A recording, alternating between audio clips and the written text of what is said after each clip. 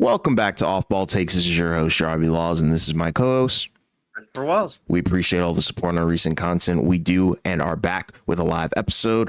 We are kind of going to be recapping, the Team USA versus Brazil game. If you watch this game, a little uneventful, from a couple of perspectives, but nonetheless, kind of another day at the office for Team USA, a very dominant win. So please, before we do get started with breaking this down, please don't forget to like and subscribe and follow us on Instagram and TikTok at the OBT Podcast for more content and updates.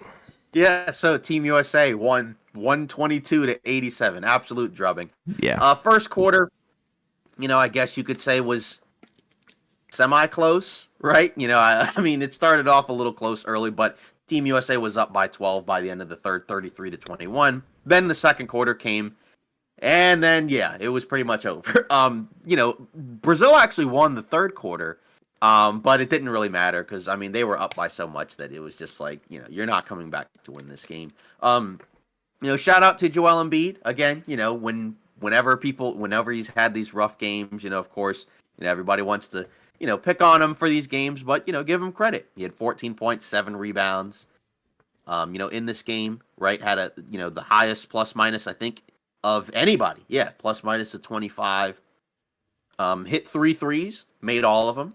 Right, so that's cool. You look around the rest of the box score. Edwards at 17 and 5, LeBron at 12 and 9 and 3. He did have to get stitches in his head at one point in the game, so he had to leave the game. But again, they weren't going to lose. Durant chipped in with 11. Steph chipped in with 7. Tatum at 5. Drew and Bam at 9 each. But also Devin Booker at 18 points. Right, and they went back to that starting lineup, right, where you had Steph, LeBron, Holiday was back, right, because he didn't play because of the injury in the last game with Booker and Embiid out there. So they went back to that initial starting 5. And it started off slow, but again, talent was too much to overcome.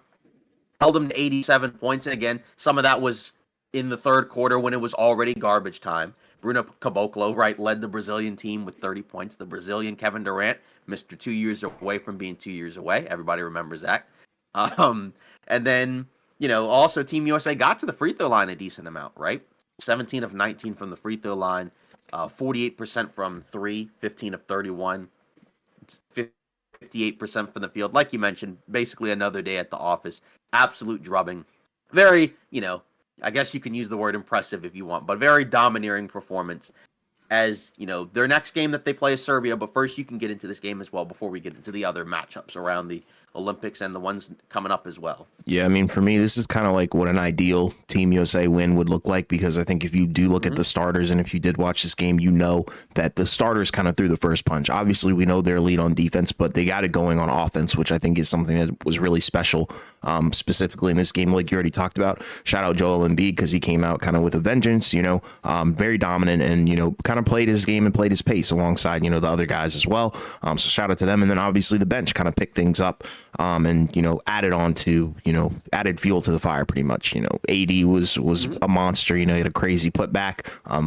Obviously a demon on the boards. Once again, Mr. Kevin Durant, with another accolade. I believe he's become the all-time Olympic scorer for both men's and women's passing Lisa Leslie. Yes, Yep. So Kevin Durant, shout out to him, for continuing to be great in the Olympics. And like you already talked about, Anthony Edwards did his thing. From the Brazilian perspective, I think, everybody was going into this game with the expectation and the knowing that Brazil was not going to win this game. So they tried their best. But the margins are very clear, and you can definitely see, why Team USA is super special. And this is what we expected them to do. And they did that. And I think, like I said, ideal team win, because when your starters play well and the bench plays well, I think, that we already know this team is unbeatable. Exactly. Again, on both ends of the floor, that's kind of really what matters, because, you look over at Brazil, they shot 41% from the field, 32% from 3, right? I believe they had 15 turnovers, right? In Team USA, right? They were able to keep those turnovers down, right? They only had, I want to say 11, and again, some of those were when the game was already well out of reach, so you don't really factor that in, too much. So we've talked about it, right? As long as they take care of the ball and they defend well, they should win pretty much every game. Yeah, no excuse. Because after that, then the talent kind of, works itself out amongst everything else, right? So Now Team USA, right? They're done with the quarterfinals, so they'll be facing, Serbia. So, just to kind of look around at the other matchups, right, which were earlier. You had Canada and France, right? So Canada's out. They lost to France 82-73, right? France made a change this game where they benched, I believe, Rudy Gobert and Evan Fournier, Yeah. right? Apparently Gobert had a finger injury, I think, or something like that. But he only really played like 3 minutes. And I'm going to assume it was probably just to have a lineup that made a little bit more sense trying to guard, Canada, right? Where it's a smaller team. They have a more spread out offensive attack. You look over at Canada, right? You had SGA with 27, 4 and 5, right? You had RJ Barrett with 16, but everybody else, had kind of a rough game. They kind of came back at different points, but France, for the most part, was up for the vast majority of this game. And it's just a lot. I mean, you look over Dylan Brooks, 1 for 9, Jamal Murray, 3 for 13. Just not good showings for those guys, right? Like Murray in particular has been pretty bad for most of the Canadian Olympics anyways, and even going back to the playoffs, right, he wasn't very good. So this is just kind of something where you kind of wonder, does this continue, right? We obviously know he was playing through injuries for a good chunk of last season, so now that they're out, guess that will give him some time to kind of rest and heal up before the season starts. But yeah, for France, even like you look around, right, Wemby with 7 points, he shot 2 for 10 but still had 12 rebounds, 5 assists, right? 3 steals and a block. So, I mean, he was, still did, other things to contribute. You look around, Nicholas Batum, right? 0 points, but did have 5 rebounds, right? Frank Ntilikina with 5 points. Evan Fournier, I guess, with 15. But, yeah, I mean, it's just kind of interesting, right? Because this France team, we were relatively high on. We didn't really expect certain guys to get benched and not really play, but at the same time, again, this is still like a team that you have to watch out for, just because there's a lot of different versatile guys on this team, of different sizes as well, right? Like you have a guy in Wemby who's super tall, super agile, and super skilled, and that's just kind of a very tough matchup, even though he's a skinny guy. Mm-hmm. And then Gobert didn't play in this game, but he could probably still play in another matchup. Yeah. And with France, I think the best way to describe this team for me is like their highs are really high and their lows are very, very astronomically they almost low. lost to Japan. That's my point. Like their lows are very low. And, this was kind of like a mixed bag kind of game. Wemby, I feel like he did his thing outside of the points, obviously in the efficiency. And that was kind of the danger that I think, a lot of people kind of felt about him coming into the league was like, if he relies on that 3-point shot a little bit too much and it doesn't fall, then I think, it's not a good look. And this is one of those rare cases where, that does happen, but he was able to do other things as well. I'm very disappointed in Canada. I thought they were going to be, the contenders for, silver, or I guess the runner up for gold, but which is silver technically. But regardless, shout out to France because, they're doing this in their hometown. So awesome moment for them as well. And, I think they're going to look better because I believe they play Germany next, right? Yeah. Yeah, exactly. And we'll get into that game, right? Yeah. So you had Germany winning over Greece 76-63. Right, we know the guys on Germany, right? Dennis Schroeder, both Wagner brothers, Franz and Mo, Daniel Tice, Isak Bonga, former Laker player, right? Mm-hmm. Laker legend. So a lot of guys on this team, a lot of 3-point shooting as well. I mean, they took 33s in this game. They didn't shoot that well. Yeah. But that's kind of how they have to play, right? And Wagner, he's been playing very well. Franz Wagner has been playing very well in the Olympics, right? Obviously, Dennis Schroeder, he's the captain of the team, right? So he kind of is, commandeers and leads the group. So, again, this has been a pretty feisty, competitive team, that can do a lot of different things. So, and with Greece, just not enough, right? Outside of Giannis, he just didn't really get enough contributions from really anyone else. And we kind of expected Greece to go out, relatively early anyways. So, yeah. We'll see what Germany does against France. That it should be an interesting matchup because again, different teams. Mm-hmm. Yeah, I think it's a contrast in style for sure. But if you want me to be honest, I feel like I have to lean a little bit closer to Germany.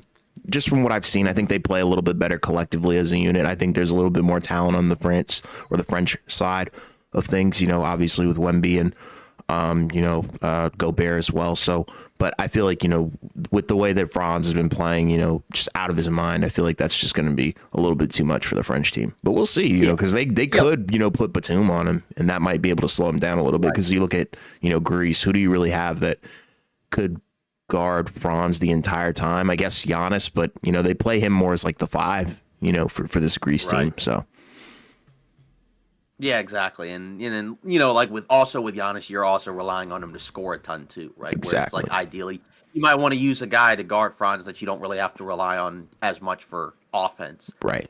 Which would be Batum. Well, yeah, we'll see what yeah, exactly. And so my guess is that they're probably going to do a similar type of lineup, right? Like where Gobert probably doesn't play as much. Yeah. And they go with a different group of guys because again, Germany, it's another team that they have some size like at different positions, but not at the 5. Yeah, so, the Voigtman guy is like a stretch. And then they have Mo Wagner coming off the bench, and Tice is like a freaking 4 or whatever. Yeah, exactly. Yeah, Tice is more like an undersized big. So, we'll see. But yeah, I feel like with Germany, it feels like, France just hasn't, even though they've won, they haven't played that well in these games. Whereas it feels like Germany has been a lot better. Now, again, they're playing different matchups, but still, I mean, it just feels like Germany, like you said, has been more consistent and has been playing, at a higher clip. And like you said, also just more, together. They haven't really had to change anything. So, right now, I feel like Germany is the one you got to lean towards. And then you had the other matchups that were also earlier, right? You had, or I guess the other one, right? You had Serbia and Australia, right? Because Team USA, they're going to play Serbia because Serbia, they clutched out a win against the Australian team, right? Mm-hmm. They were down by 24 points, right? So this is the largest comeback in Olympics, basketball history, basically, which, again, this doesn't happen a lot, right? They were down 14 at the end of the first quarter, 31-17. Then they were down at halftime by 12, right? So like 55, 42. So I guess 13. And then the third quarter, they had a huge third quarter, held Australia to 11 points while they scored 25. And then the fourth quarter was about even. They had to go into OT, and then they pulled it out in overtime. So 95-90. That's, why the score is a little bit different there. But, again, you look at the Serbian team, right? We know, it's led by Jokic, right? He had 21 points, 14 rebounds, 9 assists. And you look around, right? You had Micic with 14 and 6, right? Bogdanovic with 17, 5 and 6. Petrusev with 9 and 5. So, a lot of guys that were contributing, to this win. And then, Australia, they kind of choked. I mean, again, to be honest, I guess it was a little bit surprising that they were up by so much, but then it was even more surprising that they lost that lead, right? Because, FIBA basketball is a little bit different, because there's not as many possessions, right? It's 10-minute quarters, so it's not like, and also like they're not usually chucking up as many crazy amounts of threes. I guess when you look at the minute spread, if they're shooting 22 threes, like that's a lot. But like in the NBA, they'll be shooting like 40, right? Or more than that sometimes in these games. So it's a little bit different. But, it's just kind of wild. And, you look over at the Australian team, Josh Giddey and Patty Mills had a combined 51 points. Right, Giddey's had 25, 5 and 4, playing pretty well for the Australian team. We'll see what he does for Chicago. Patty Mills, who I think is a free agent right now, right? He was on the Heat last year, but didn't get brought back. He had 26, only 2 threes, right? 2 of 5 from 3, 9 of 16 from 2, so 11 of 21 from the field. Then Dante Exum with 12, Jack McVeigh with 13, but just rough. But, for Serbia, huge comeback win. Obviously, to get them to stay alive, right? So they're one of the final 4 teams left. So, they have a chance to possibly get, bronze or silver. But again, they have the toughest matchup because they have to play Team USA. So they're probably going to go down. Yeah. And watching this game, I think the final 3 minutes, Jokic, that was a masterclass. And he had great performance anyways, with 21 points, 14 rebounds, 8 assists. So, a classic vintage Jokic performance. And I think, obviously he's the reason why, they're in this position anyways. But, when it comes to Team USA and playing, us, we've already seen them play. I think it's just going to be a slaughter, if you want me to be real. I think, Team USA is going to destroy Serbia once again. But Jokic is going to get his, and that's how it's going to go, I feel like. But if they could potentially contend for bronze or something like that, hey, I mean that's an accomplishment in itself, So I don't know, Right. but I just don't think I don't think they stand a chance against Team USA though. No, I don't think so. And that's the tough part when you're matched up, in a different, on that side of the bracket, because, again, like you have to play the best team that's remaining. Yeah. Versus like if they were able to play like France, right? They may have, or Germany, right? They may have had a better opportunity, but it's a little bit more. It's a little bit more difficult when you have to play Team USA. Yes, sir. Yeah. So I think in that matchup, you got to lean Team USA. And I'd say you probably want to lean Germany over France right now. But there is certainly the potential for France to pull out a much better win. It's just, it just feels weird because they just, even though they've been winning, they haven't played that well to me in these games. Yeah, I agree.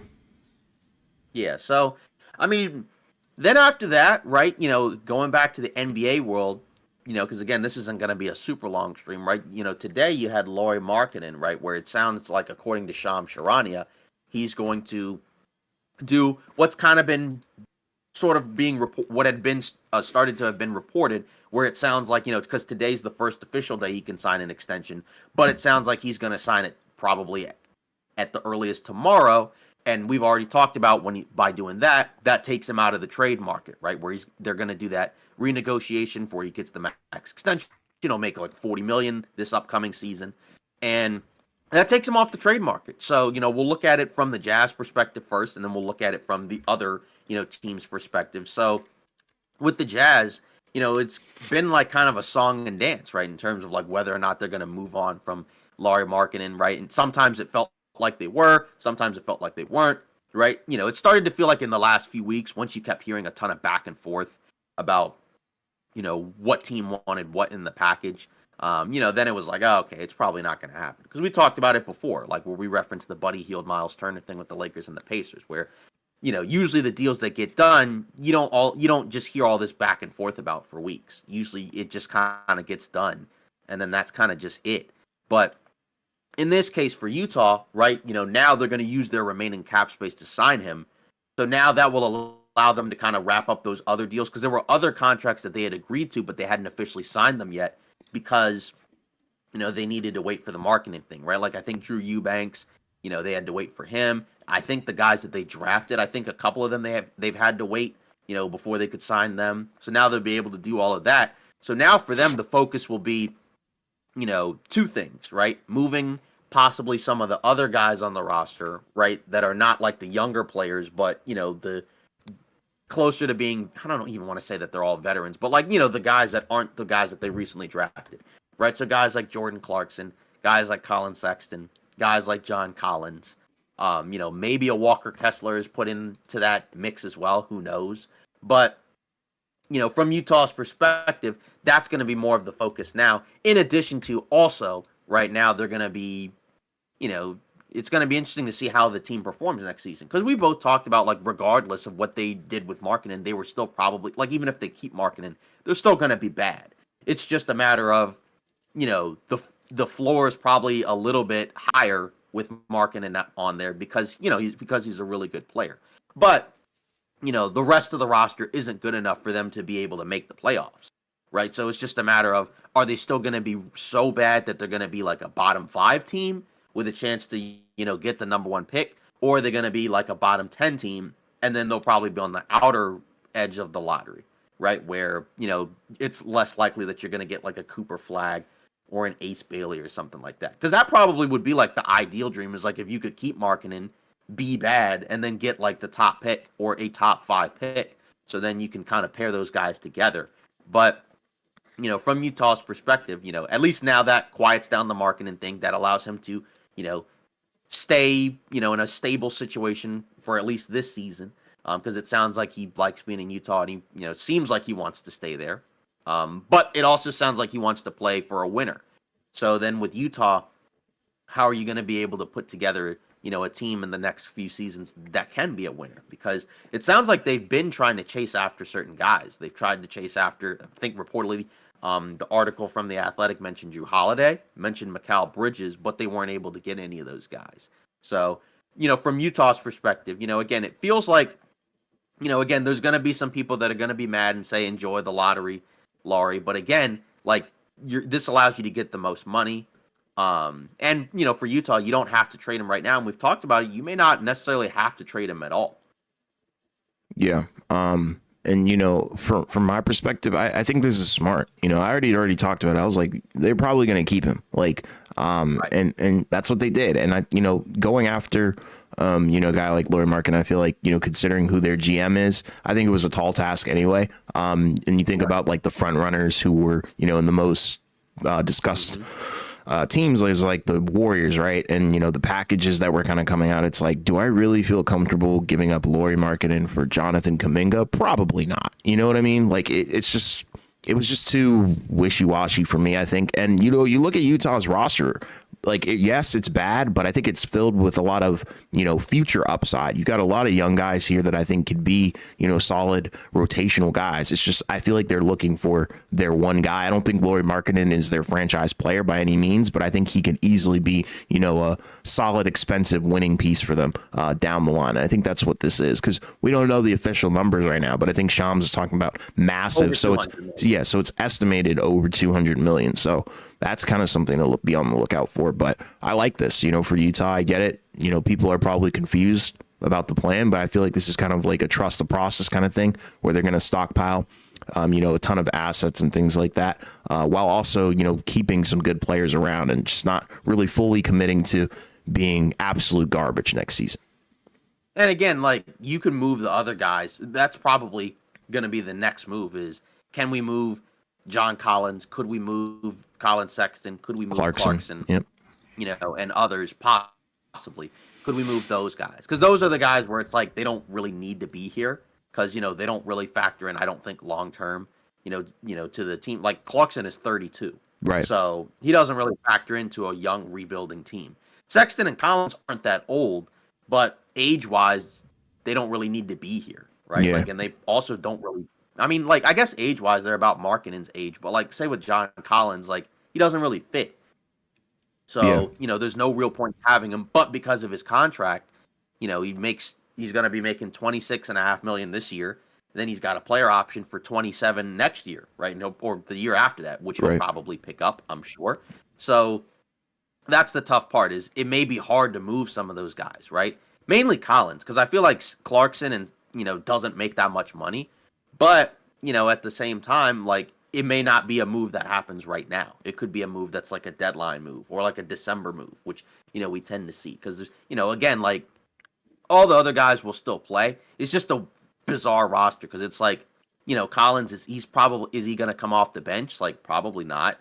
So then, that means that somebody who could be starting there at that 4 spot, like a Taylor Hendricks, right? Like, he's probably not going to be starting, which... I don't know. Like, that's just kind of a weird thing. But either way, this one kind of makes sense. Because, like, with Markkanen, if you're the Jazz, you could always possibly move him later.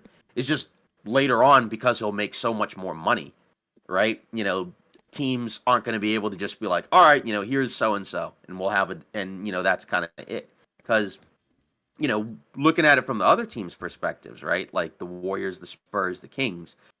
Those were the big suitors, right, that were kind of interested. But obviously the highlight one was the Warriors, right? And then reportedly, like, the package that they had been offering, was Moses Moody, multiple first pick swaps and second rounders. So it wasn't even like they were really offering Pods or Kuminga.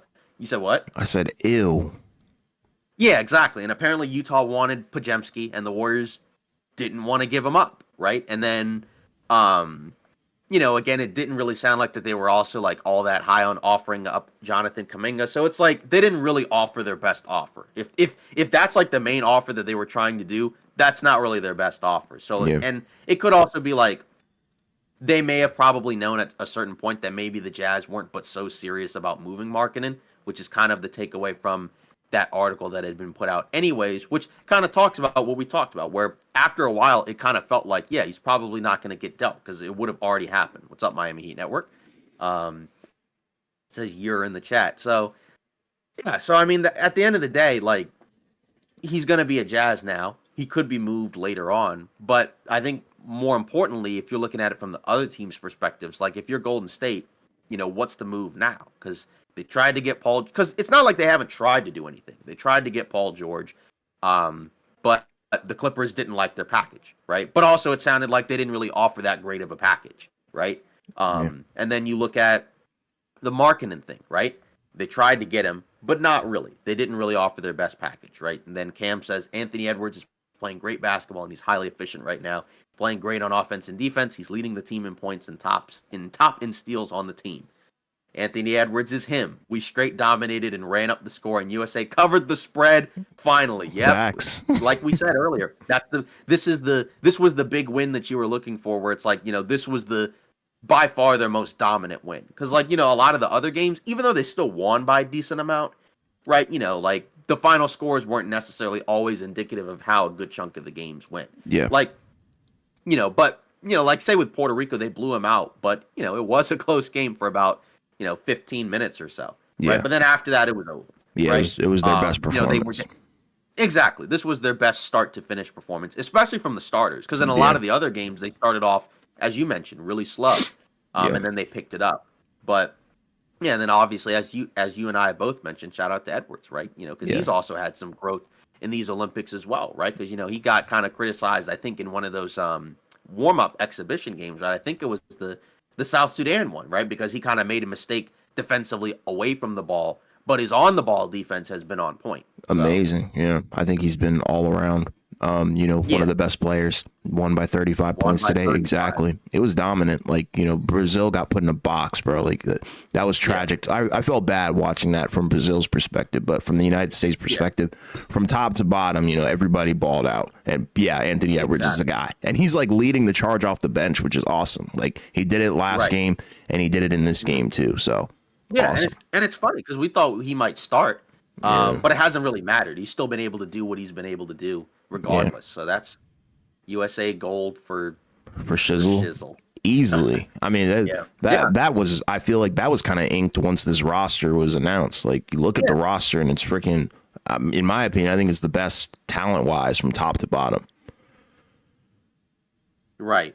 Exactly. I agree 100%. Yeah. So we put up 122 points. Offense was rolling. Yeah, exactly. And that's what we talked about at the beginning of the stream. It's like, like once the offense gets, we already know defensively they're going to shut down, or at least stay in the game with every single team. But once that offense gets going, like it's unstoppable. Like how can you beat a team where Kevin Durant, Anthony Edwards, guys like Anthony Davis, Bam, they're coming off the bench? You can't. That offensive output is too strong. Yeah, and with Durant coming off the bench, then that helps those second units where, before when he was in the exhibitions when he was out because he was hurt, right, you had the Bam AD lineups, but you didn't really have a lot of scoring output off that bench. It was mainly defense, but now you have him out there, and even if he doesn't score a ton of points, it doesn't matter because he's, a guy that you have to actually respect as an offensive player, and he can get hot at any time. So now that gives the second unit the scoring punch as opposed to just the defensive boost. Because the starting five you knew could kind of score, but they would always start off slow in the defensive end, and then the second unit would come in and clean up the defense. But now, right, both teams, both units are doing great things on both ends of the floor. Yes, sir. That's how you get a 40 or 35 point blowout like he got in this game. Yes. Yeah, so, but back to the Markkanen stuff, with what these other teams pivot to, right? According to The Athletic, it sounds like the Warriors will be more focused on quote-unquote smaller deals, which, I mean, to me kind of feels like we're probably not really going to do anything, or if we do, it's going to be relatively, minor. Yeah. So, because what else can you really do? Because it sounds like they're not really interested in any of the other possible big contract player names out there, right? Like they've already potentially, rumors-wise, kind of ruled out guys like Zach LaVine, guys like Brandon Ingram, which probably aren't really great fits within that group anyways.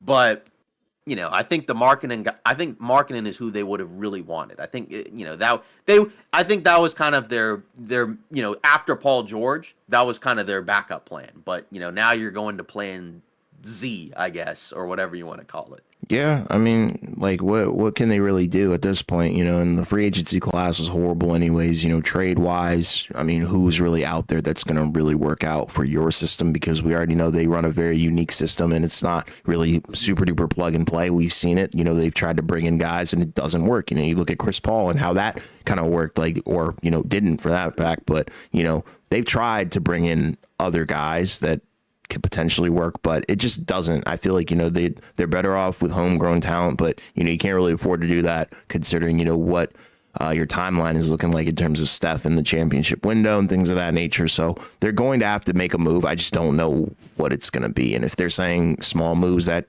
screams BS to me.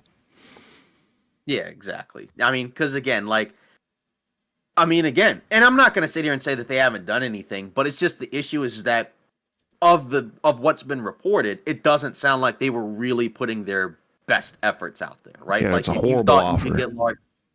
Like if you thought you could get Lauri Markkanen with just Moses Moody and picks, I mean, you're just kidding yourself.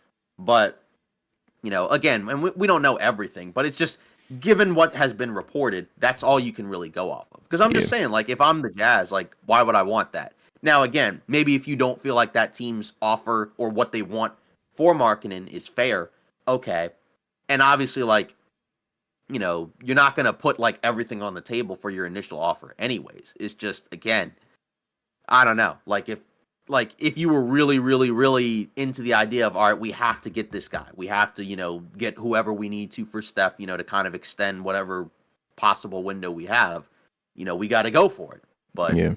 It doesn't really feel like that they went for it because they were like, yeah, no, we love Podziemski, right? I guess I'm not going to sit here and say he's untouchable, right? But I guess for now, what's the threshold?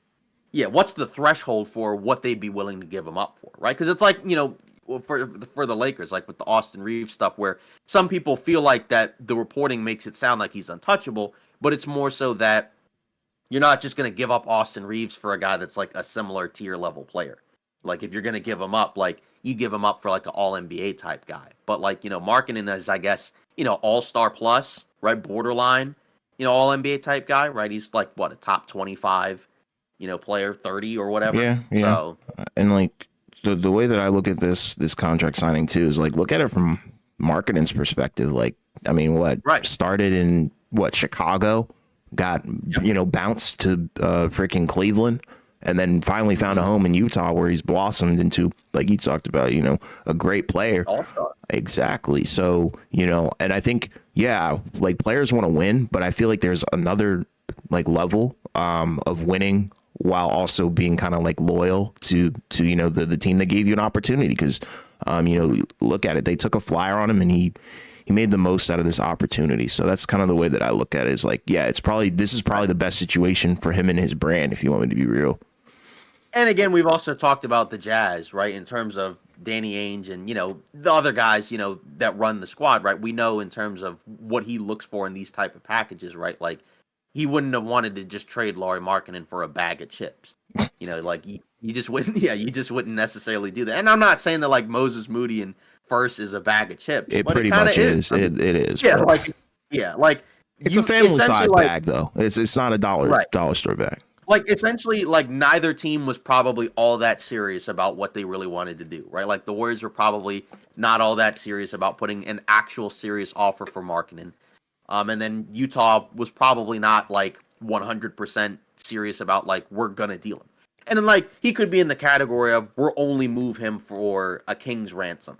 Yeah, and right? I'm fine with that. Fine. I think he's in that category to me because, like, I understand, like, other teams would be like, yeah, like, we need to get, like, you need to get rid of him because you want to be as bad as possible. It's like, well, no, we're not just going to get rid of him for, like you said, a freaking bag of chips and a blow pop. Like, it's not how this works. Like, we'll get rid of him if you give us something for value. Yes, exactly. Yeah, and you're still going to be bad. And look at what Brooklyn did with McCall Bridges. It would have to be like something not to that extent, maybe, but something around that ballpark. Right, because that was, and then also look at what they got back for Donovan Mitchell and Rudy Gobert. Yeah, exactly. Yeah. Right. So, now obviously Mitchell's a better player for sure, right? He's in the all NBA kind of level tier, right? Where he's like a top 15 guy. But Yeah. but again, like at the same time, it's like I can't really blame Utah for being like, well, like I said, we're not going to take a bag of chips for this guy.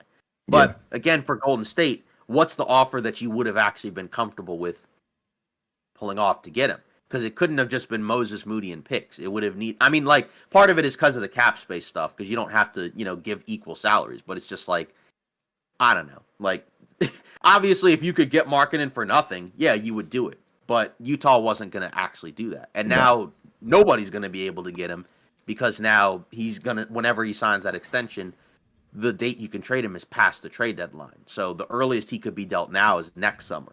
Yeah, which could be possible. That could happen. Yeah, which could be possible. Yeah, which could be possible. Mm-hmm. It just depends on how bad Utah ends up being. Because, again, if they're a bottom 5 team, with Markkanen on the roster, then you don't really need to deal him at all. Because then it's like you're going to get a top 5 pick to add to, whatever else you have. Yeah. But, what if he has like an elite season? I would kind of be intrigued by that and boost his value even more. And then they can flip him for potentially even more than, what they were going to get. That's what you would hope. Yeah, because that's what you would hope. Like, worst case scenario is that like he still has a really, really good season, and then everybody's like, all right, well this guy's still clearly legit. It's not like a 1 year one hit wonder. Right. I mean, it's been a couple seasons anyways, but still. But I guess the only issue would be if you're Utah is if again you're not a bottom 5 team, and then you don't get a top 5 pick, and then once again you're like around 10 or something like that, and it's like, oh man, we could have actually had it, but.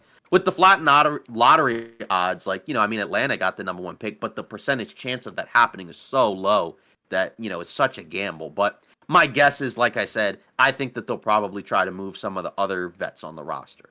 Right? Yeah, agreed. I mean, because again, like some of those guys don't need to be there. Like if you're going to actually commit to a rebuild, you need to move the older guys so that way you can start playing the younger players more. Yes, open up minutes for freaking Taylor Hendricks, bro. We need that. Right.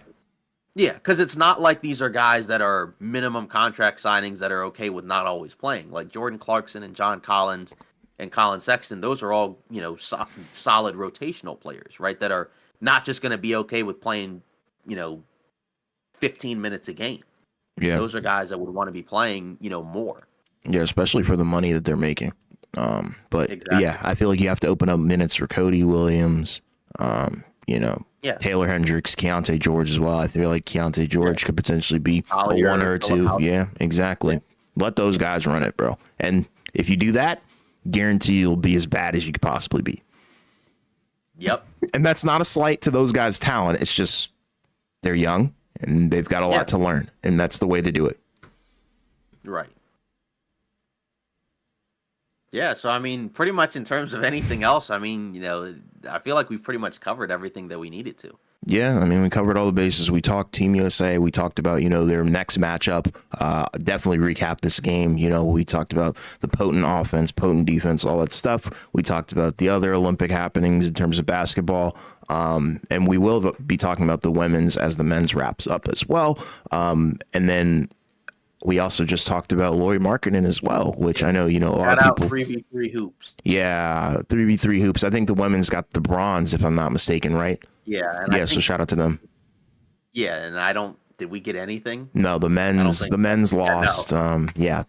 But nothing's new, but it's the Olympics. Shout out to everybody who's competing and all that stuff. But, also we did talk about Lauri Markkanen as well. Expect, that to be, a little bit more fleshed out in our full length episode, which will be coming out on Friday. So stay tuned for that. And we'll also be having a live stream, I believe, on Thursday as well, because that's when the next Team USA game is. So yeah. Thank you guys for everybody showing up in the chat. Thank you, Miami Heat Network. Thank you, Cam. I see you were a new guy. And thank you, Keith Wells. As always, we appreciate all the support and the recent content. And we will see you guys on the next episode or live stream.